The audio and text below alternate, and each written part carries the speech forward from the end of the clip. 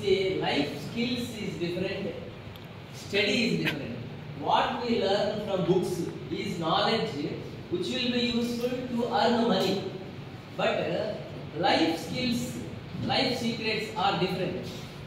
So I mix up medical science, human psychology, and some social aspects, meditation, so that they will be useful for you throughout your life. For example, life లో మీరు ఎవరైనా సముద్రంలో swim చేశారా? Have anybody of you swimmed in the sea with life jacket at least? Because life jacket is must for swimming the sea. So huge waves will be there, up and down, up and down. Up means enjoyment, happiness. Down means bad incidents, insult, అవమానం, బాధ, కష్టం.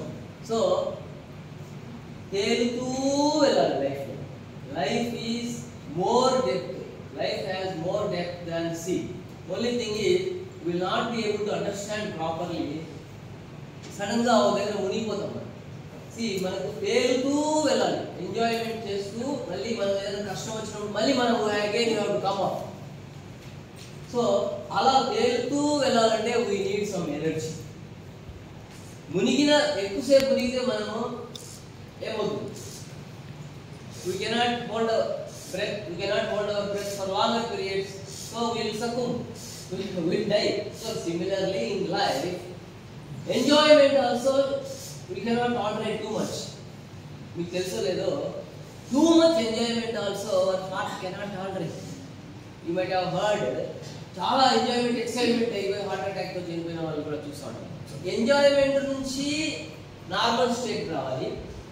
Again similarly from sorrow, from difficulties, from insult, from cheating, బాధ, కష్టము, అవమానము, depression, వీటన్నిటి నుంచి కూడా మనం అగైన్ నార్మల్ స్టేట్ రావాలి.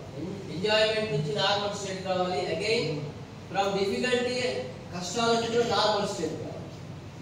ఎలా రావాలంటే, if you indulge in regular yoga, మన మనసుతో, మన శరీరంతో పాటు మన మనసు కూడా బాధపడుతుంది, కష్టపడుతుంది. ఆ కష్టపడినప్పుడు ఆ ఎంజాయ్మెంట్ అనేది కొంచెం న్యూట్రల్ అయితే.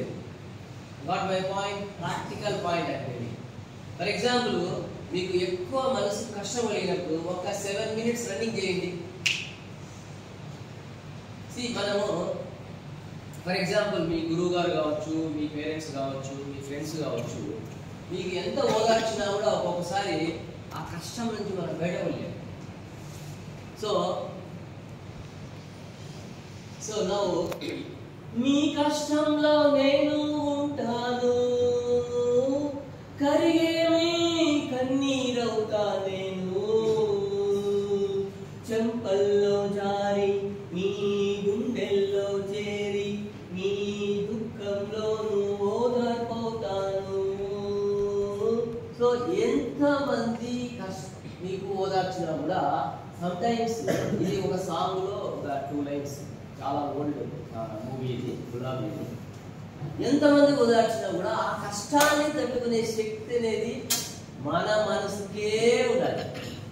సమ్టైమ్స్ ఆ కష్టాన్ని మనం వేరే వాళ్ళకి చెప్పుకోలేము కూడా.